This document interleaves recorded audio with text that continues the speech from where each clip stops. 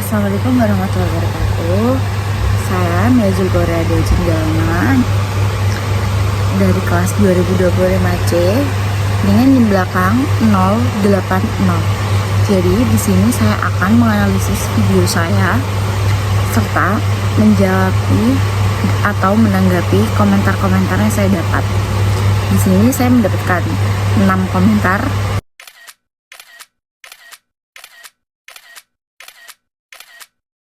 Lalu di sini saya akan menjawabnya juga. Terima kasih.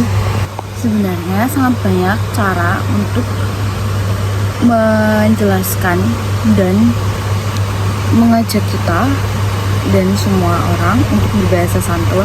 Salah satu contoh pesannya adalah menggunakan hashtag di media sosial, yaitu mari berbahasa santun. Berbahasa santun bisa dimulai dari siapapun, tapi yang paling penting adalah diri kita yang memulainya sehingga kita dapat menyebarkan dan mengedukasi orang-orang untuk ikut serta berbahasa santun. Selain itu, kita juga harus berbahasa santun di lingkungan sekitar, di kehidupan nyata, tidak hanya di media sosial. Lalu untuk pertanyaan kedua, mengapa kita harus berbahasa santun, sopan, dan baik di media sosial? Itu karena jika kita menjaga lisan kita untuk berbahasa santun di media sosial ataupun secara langsung, itu karena kita menunjukkan kualitas diri kita bahwa kita adalah manusia yang baik, berlisan yang keren, karena kita tidak mengucapkan hal-hal yang buruk. Kita hanya berucap hal-hal yang santun. Selain itu, kita juga menjaga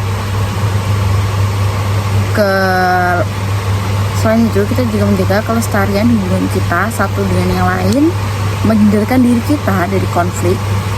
Selain itu, kita juga bisa menjaga perasaan orang lain dari komentar kita yang buruk.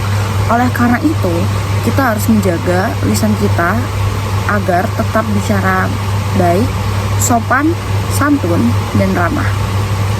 Untuk pertanyaan ketiga, yaitu bagaimana cara kita mengedukasi dan menerapkan bahasa sopan dan santun ke keluarga dan teman.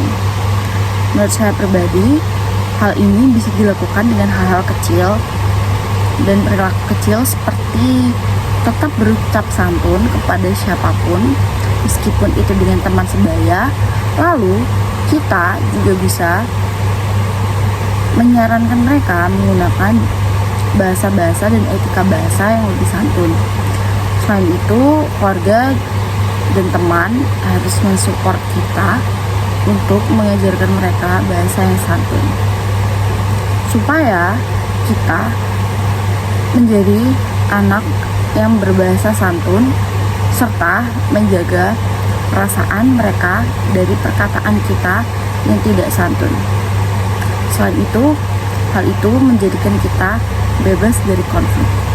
Apa langkah-langkah yang bisa kita ambil untuk menerapkan bahasa bulan dalam kehidupan sehari-hari?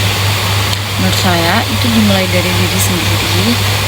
Lalu kita bisa mengedukasi masyarakat, keluarga, dan teman-teman untuk ikut melestarikan bahasa bulan, yaitu dengan cara bangga dengan bahasa Indonesia, penggunaan bahasa Indonesia dalam percakapan sehari-hari, lalu bangga berbahasa santun kepada teman sebaya, keluarga, dan masyarakat, karena berbahasa santun tidak hanya digunakan kepada orang-orang tua, tetapi juga bisa digunakan kepada teman-teman sebaya.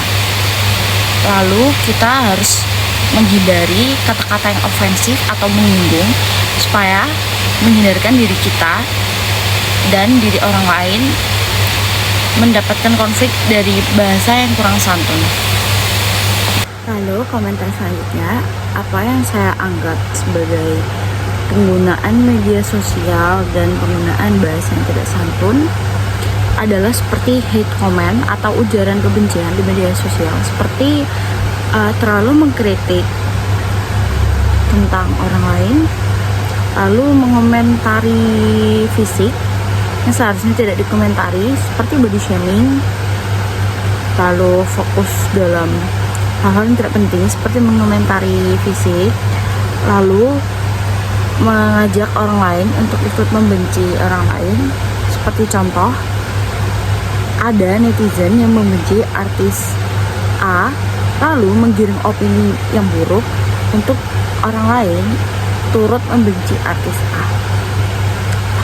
Selain itu, komentar-komentar yang menyinggung seperti pertanyaan sensitif tentang keluarga dan lain-lain, karena hal itu adalah salah satu contoh, beberapa contoh yang mencerminkan ketidaksantunan dalam penggunaan media sosial. Lalu komentar yang terakhir, bagaimana cara merespon komentar yang tidak pantas dan tidak sopan adalah yang pertama, jangan peduli dan hiraukan saja komen itu. Tetapi biasanya komentar ujaran kebencian ada sedikit mengandung kebenaran, seperti mereka hanya menyampaikan pendapat mereka tapi dengan bahasa yang tidak sopan. Nah, di situ kita bisa merefleksikan diri kita seperti apa yang salah dari diri kita. Namun hal itu membuat kita tersinggung karena cara penyampaian mereka adalah dengan kata-kata yang tidak sopan dan tidak santun. Oleh karena itu, kita harus menggunakan bahasa yang santun agar orang yang kita beritahu tidak tersinggung dengan bahasa kita. Lalu jika komentarnya terlalu pedas atau terlalu jahat untuk kita terima, kalian bisa menghapus komentar itu atau melaporkannya langsung kepada aplikasinya. Terkadang banyak aplikasi yang sudah mensupport komentar untuk melaporkannya untuk kenyamanan kita menggunakan media sosial.